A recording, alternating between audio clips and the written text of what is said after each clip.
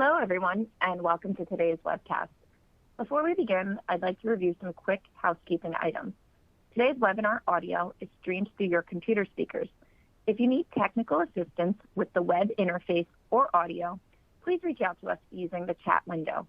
You can submit your questions at any time during the presentation using the chat window, and we will answer as many of them as possible at the end. If we don't get to answer your questions, we will follow up via email. This webinar is being recorded, and you will receive an email following the webinar with a link to the recording. We encourage you to share this link with your colleagues who weren't able to make it. Your presenters today are Bill Hammond and Ian Hartley. Bill, over to you. Thank you very much. And thanks, everyone, for joining today. What I wanted to cover up front is what we're going to talk about, so the agenda. I'm going to spend a little time speaking about the difference between monitoring and observability. Those are two very related concepts, but they're slightly and importantly different in certain ways. And then a little bit of a kind of a highlight on how root cause analysis plays into this whole observability issue. And then I'll hand it over to Ian, and he'll give you some more detailed look, really, at how observability is critical for your mainframe and your IBM systems as well, because of all the important and critical data that lives on those systems. And then we should have time at the end for several questions. So with that as our preamble, we'll go ahead and get started here.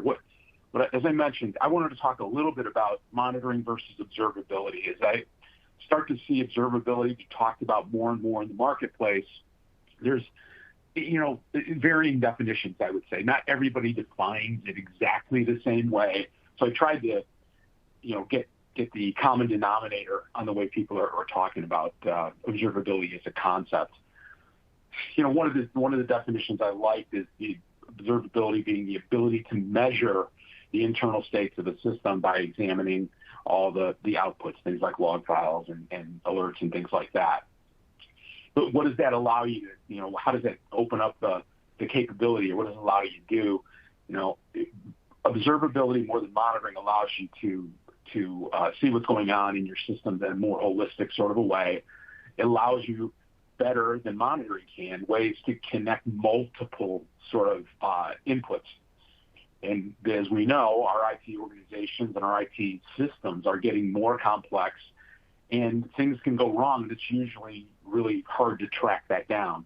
So observability can give you that look that just simple monitoring, hey, an alert went out. Observability takes that to the next level and tries to give you more of a targeted view of what's actually happening. So that visibility for the people that have to troubleshoot these problems is why observability kind of it's higher level than monitoring is critically important. So, a couple of points here just to differentiate even further. So monitoring is an action you take, and that means you've got a monitoring, whether it's part of a product or a separate monitor kind of product that I'm looking for, and I'm basically tracking usually against certain highs and lows, and I've out of compliance with something. So monitoring is that piece of it that you need to increase the observability of the system. It would be very hard to do observability without monitoring, but raw monitoring isn't in and of itself the same thing. And so when you're doing the monitoring, observability really becomes a piece or a building block on top of monitoring that allows you to, as I said, more quickly diagnose things, get more information, get information in a more correlated sort of way, so that you can understand what's actually happening, and if there's multiple things that are happening at the same time, be able to see that more than if you just monitor and, okay, alert over here, I got an alert over there, but they might be related. So observability is this concept of saying we can take that information and make it more valuable to you or easier to digest. When we talk about observability, what I was struck with as I was doing some research for this was some of the significant, actually tangible benefits that people who are using observability in a powerful way are seeing. A couple of bullets here: 2.1 times as likely to detect problems, very, very quickly, within minutes. So increasing your ability to be able to detect problems faster is important. Over 2/3 of them think that observability is what's helping them resolve issues faster. 69%, for things like system going down or we're having a performance hit, this ability to have observability leads to much better results in there. And then, there's a lot of cost of downtime statistics you can quote or use, but this was one that I felt like was probably was close to reality. Average annual cost of downtime with applications going down 2.5 million versus they're doing this kind of stuff versus 23 million for people that aren't doing it very well. So, with all this, it sounds great, right? Observability is a concept that, a lot of companies can benefit from. And again, it kind of builds on top of the monitoring framework or foundation to deliver that. So where are we headed with this? Because observability has been talked about for several years by, people like Splunk and others out there. ServiceNow uses this phrase as well. The observability of today is probably going to continue to evolve and become more powerful and more user-friendly and all those kind of things. So, when you look at where it's headed, you just see it being used in a more pervasive way. It's going to become more powerful and more, quicker. The information you get is going to come quicker at you. We do believe that it's going to spread out and be not only in your local systems, but be able to deal with, and it does today to a large extent, be able to deal with the typical hybrid cloud environments that everybody is setting up where, data lives in multiple different places, systems live in different places. And again, the observability thing, when you've got systems that are talking to systems in the cloud and you're trying to figure out where the problem is, and without, you might have a monitoring tool on your cloud environment, but you might have also have a monitoring tool on your local environment and trying to, again, correlate what's going on there. The observability is going to become part and parcel of the IT infrastructure, just something that everybody needs to deploy. And it's going to really support what the IT operations of the future are going to need.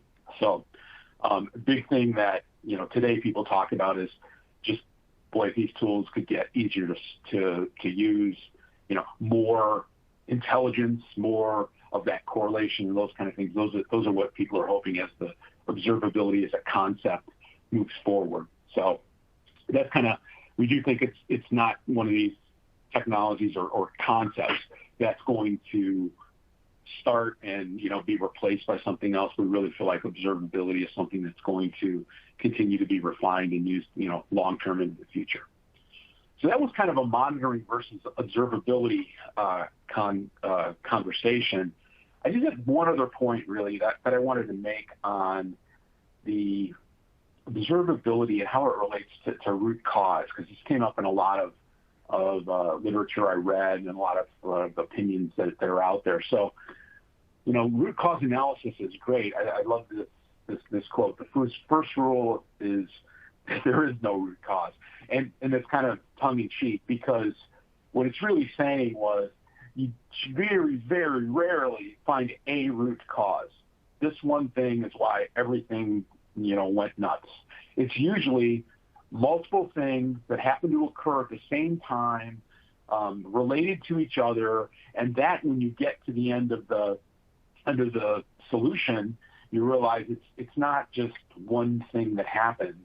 So root cause analysis is really when you talk about why do you do observability, so you can find out what happened or how to fix what happened or be able to identify the problem.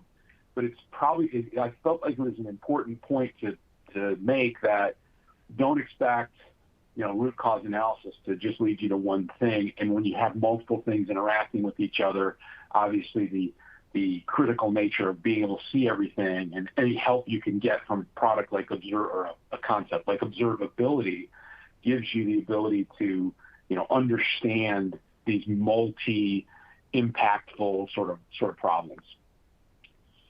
So, finding root cause, because it is so multidimensional, potentially many things happening at once, the volume of data that people are starting to look at, it makes it really, really hard across all these systems to understand that data. Another reason that observability is critical is that it moves you a little bit closer to having the kind of real visibility and the kind of information, not just data, that you really need to solve those problems.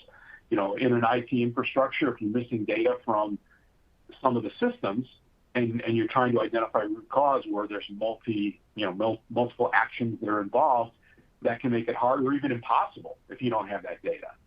And the way that the IT infrastructure is today, things are distributed. It's not a single system that's running everything. Systems talk to each other. They talk to the web.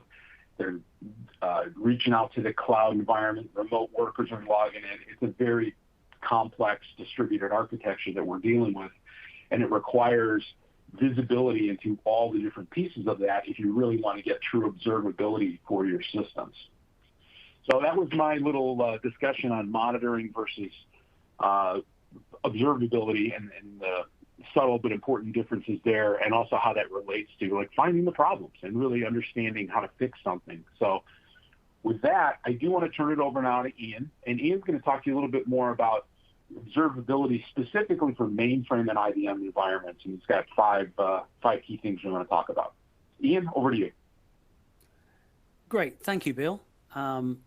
Really made some valid points in there, which hope will dovetail nicely with this section, because what I'm going to talk about is really 5 reasons which are why you should be including mainframe and IBM environments in your observability strategy, and how it is absolutely critical. And now you've got to consider there are certainly more than 5 reasons and why you should be looking at this, but the 5 that I'm going to give should give you a broad view of why it's deemed to be essential.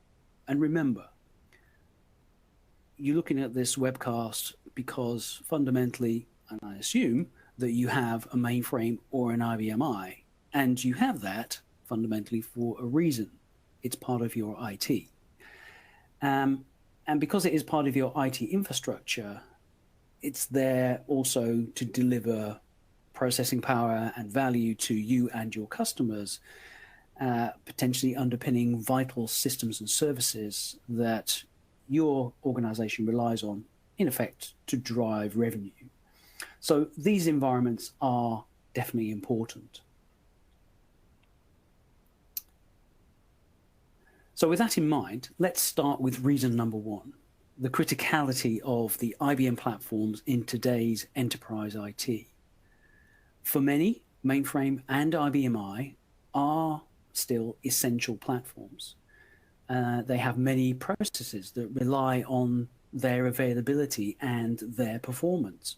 And they clearly do offer good performance. That's one of the reasons why they're still there.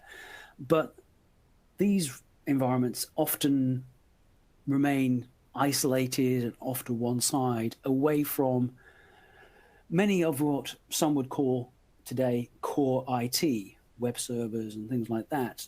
The IBM platforms sit off to one side. I'll give you a stat around that.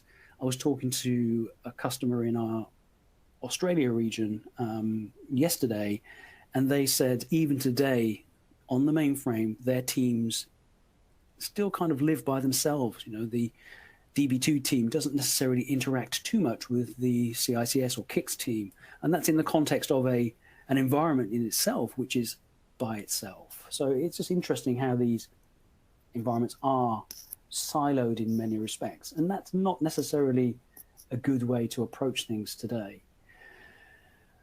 But that said, many organizations still view these platforms as valuable within their IT stack. Some numbers here on this slide. 90% of companies using mainframes say they are still investing in the platform. Absolutely true. We hear that over and over again. Those organizations that have them, they've been there a long time. There's lots of things flowing over them, and they're very reliant on them. It's a big lift to move away, and yes, some are, but they still need that as part of their core IT. It's an essential piece of kit and offers a lot of value to what they're doing. Over 75% say more than half their core business applications rely on IBM I. Again, still a very important platform in its own right. And 4 out of 5, or 80% of executives, are looking to modernize their mainframe. Absolutely true. There is a lot of modernization, digitalization occurring today as pieces are moved away to cloud, but not everybody is saying, right, turn it off and just put everything in the cloud, because there's still, a lot of footprint there. There's a lot of investment that's already gone into these platforms. It offers, as I said, good value. So these are not going away, at least not for the foreseeable future. We've heard this story many times over the years. Fundamentally, these platforms are here to stay because they do offer great performance and reliability, as well as being embedded in so many systems and services that your business and your customers rely on. So this leads on to reason number 2. Because you have one of these IBM platforms and it's playing a significant role in your IT, you need to get what I deem the right perspective. As previously said, these systems play a part in applications and services that are oftentimes mission critical. And they're also busy environments, often processing hundreds of thousands, if not millions of transactions per day or even per minute. They're very busy machines. And with that comes a lot of expectation, often requirements around availability for every second of every hour of every day, 365 type processing, driving applications that are used by possibly millions of customers that depend and certainly expect to do what they need whenever and wherever they are. We're a very mobile kind of population these days. We all expect to wake up at 3 a.m. and check our bank balance, or even do more than that. But the IBM piece of a typical stack is often just one element in a broader and often more complex system or service. And today, a given application will span multiple technologies, multiple platforms, and multiple environments. There are a lot of moving parts in any given system. So you need broad visibility and at a high level perspective across all areas, not just things like web servers and load balancers. You need to see it all, including the IBM platforms. But in that IT jungle, you must be able to capture what is meaningful, gather what matters, and quickly zero in on what is important. And so we have here reason number 3, relevant information. You have to be able to access what is relevant in order to achieve what is traditionally required for what we call observability. And that really comes down to 3 elements in that mix, which is logs, metrics, and traces. Similar but different information, all coming from different sources potentially, but giving you that holistic view around what's happening or what happened if we're looking at historical data. So you capture these, and if you are doing so, you are on the way to observability for potentially your mainframe or IBM I. And these platforms are probably, in their own right, the best metered boxes on the planet. They generate logs, metrics, and traces simply as part of their DNA. It was baked into what they do for many different reasons, typically for IBM purposes, but over time, we've realized that this is valuable information that can be exploited for the general health and well-being of these environments and things that are running on them. But it is very easy to get overwhelmed by the complexity and literally the sheer volume of information that comes from these sources. And you still need to make sense of that when you actually get that information captured. So getting the relevant information is essential to actually get on your journey with observability, but it's not necessarily as easy as you may think. And so with that in mind, that brings us on to reason number 4. And that is to drive better insights and agility from this kind of information. Because ultimately the name of the game is to make things better. That's improved IT resilience, improved customer experience, and improved effectiveness of your IT teams. Because a given IT team needs the best possible defense against any IT issues. They need to see across all the IT stack, including Mainframe and IBM I, as well as being able to respond as fast as possible when something is identified, driving down those all-important mean time to identification and resolution times. We all need to keep those to an absolute minimum, or not necessarily be bothered with them at all in an ideal world. And to do this, you will need to focus on key performance indicators, or KPIs, capturing enough data to answer questions around things like status, health, and trends. And of course, it goes beyond that. You can even look at it in the context of capacity and performance. Now, the list goes on.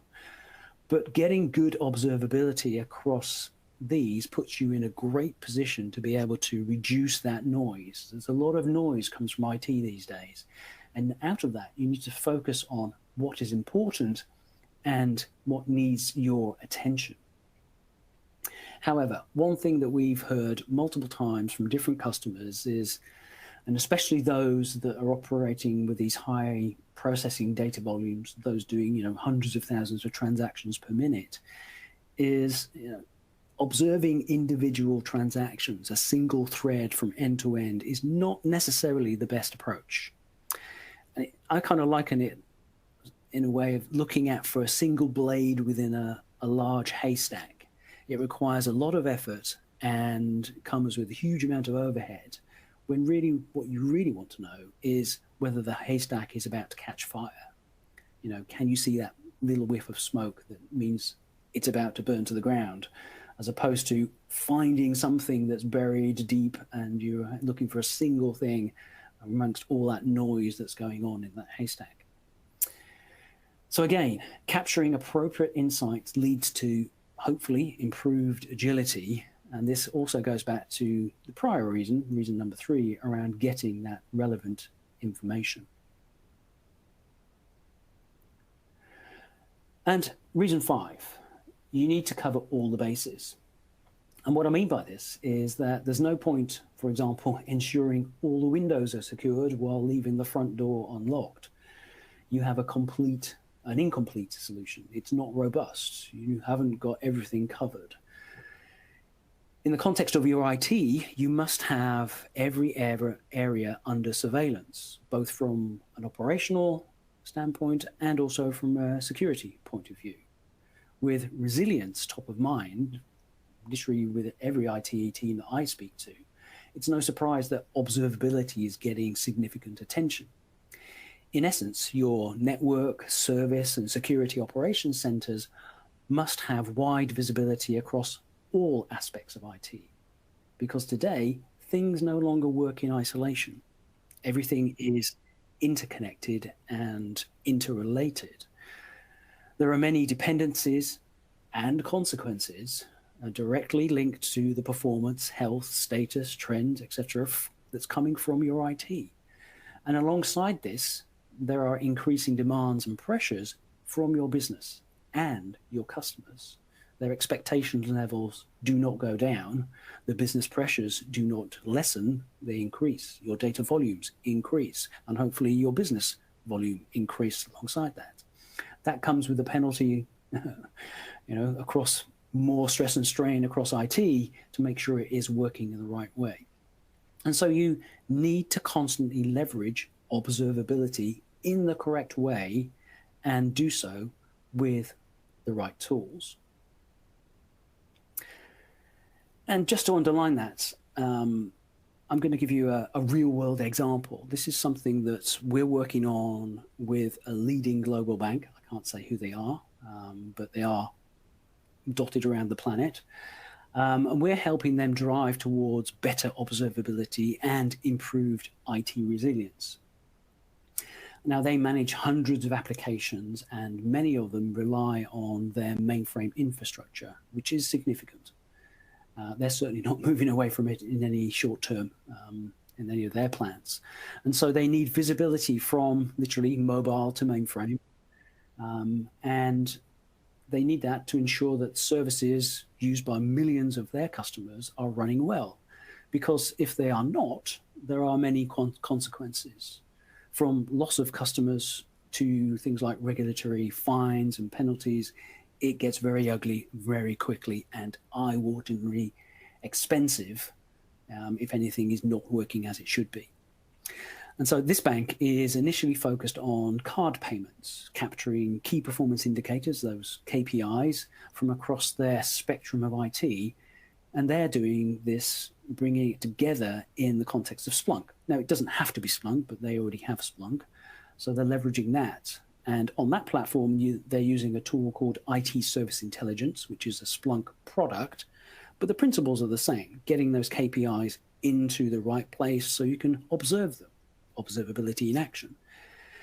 And what they're doing is crystallizing that into what's known as a glass table, fundamentally a single-page dashboard where they can view from a very high level with a red, amber, green approach for status, really the health of business systems and services that they depend on as a business. In this case, they can answer questions around, are card payments working well?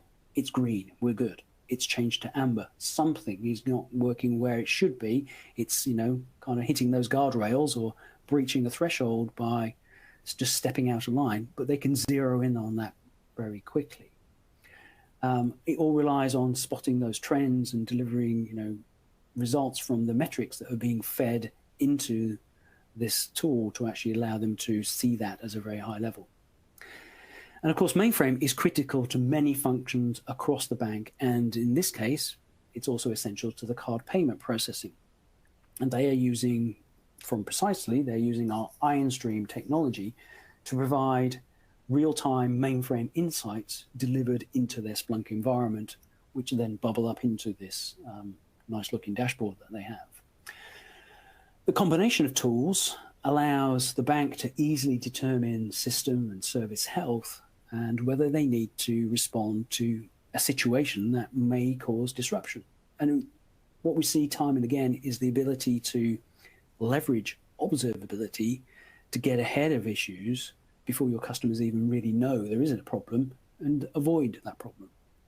You're effectively buying yourself some time. And that's what we should strive to do, eliminate problems before they really blow up and cause damage.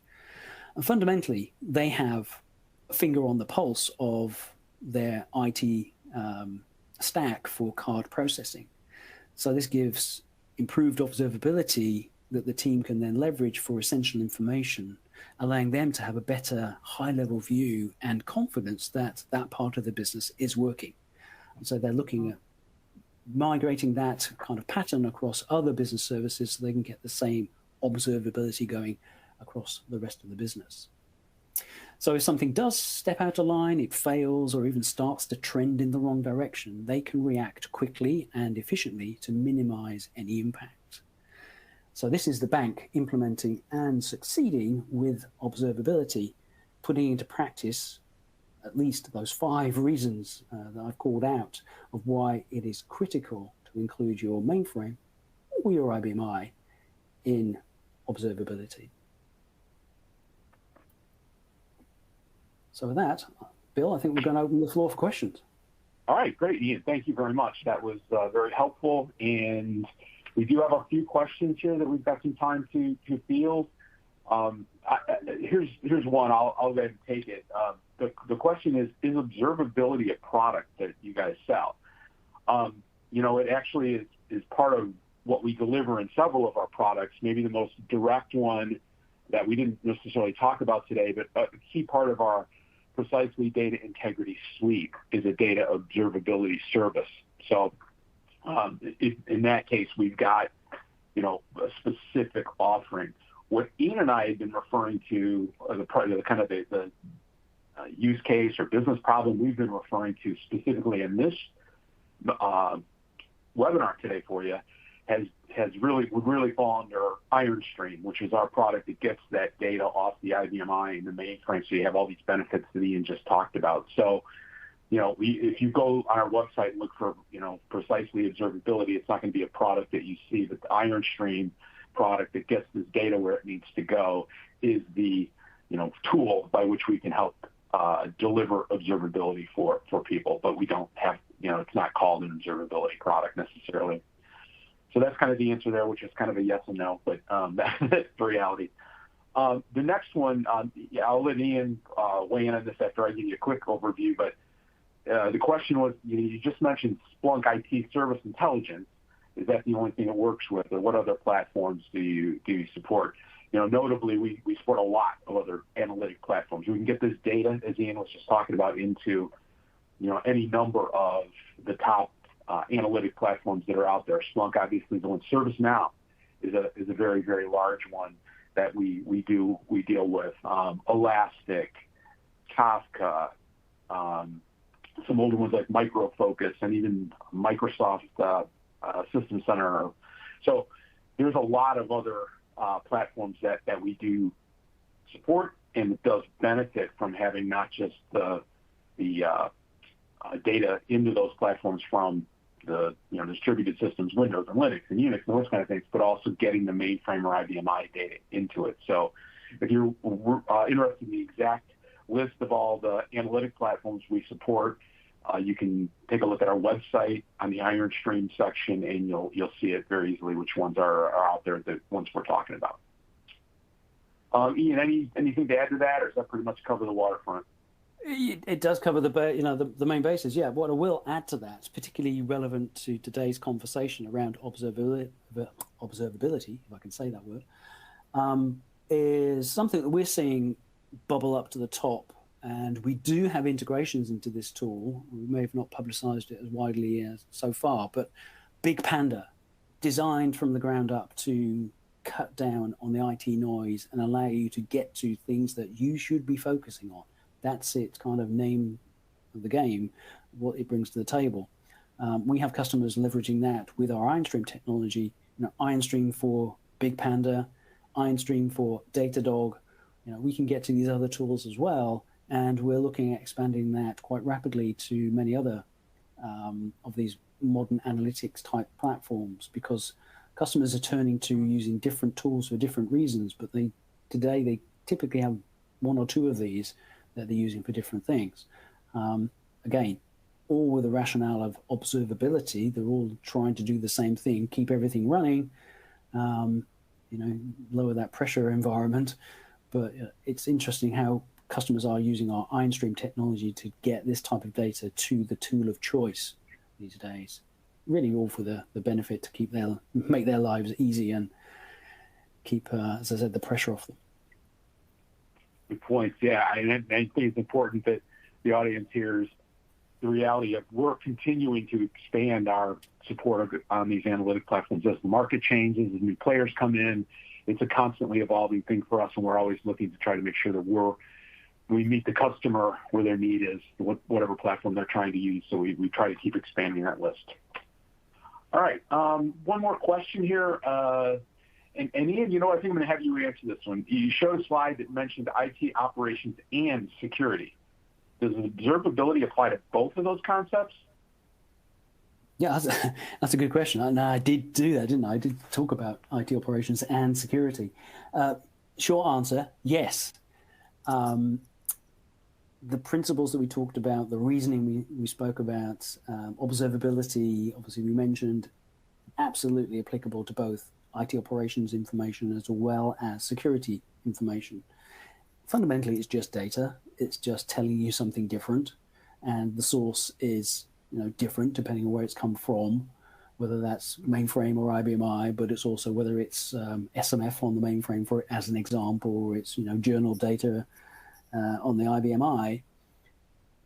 Our IronStream solution can capture all of that, and you can do many different things with it, both for IT operations or for security, or both.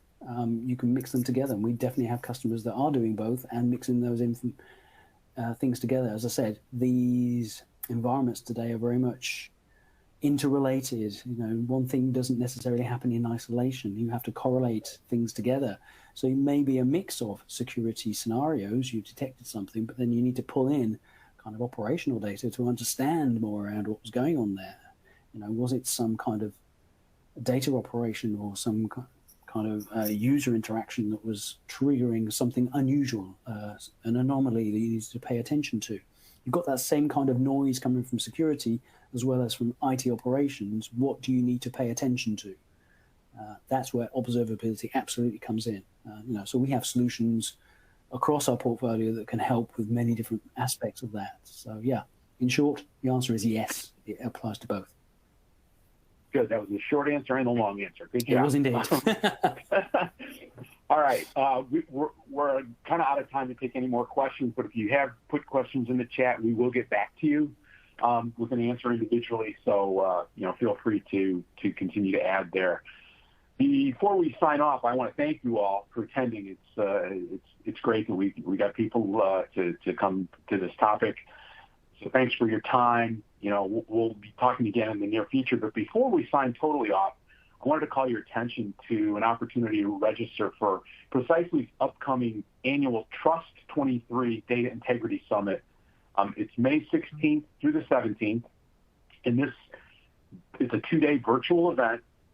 We'll be looking at some of the biggest trends and challenges that are facing businesses today in a number of different areas, and discover why we think the trusted data that has accuracy, consistency, context, is really key to unlocking opportunities that are going to come at people along the way here. So you can find the registration link to the event, Trust 23, the Data Integrity Summit, in your webinar dashboard. So we encourage you to register for that and benefit from some of the industry analysts and speakers that will be part of that curriculum. So thank you very much. Goodbye to everyone today, and hope to see you next time.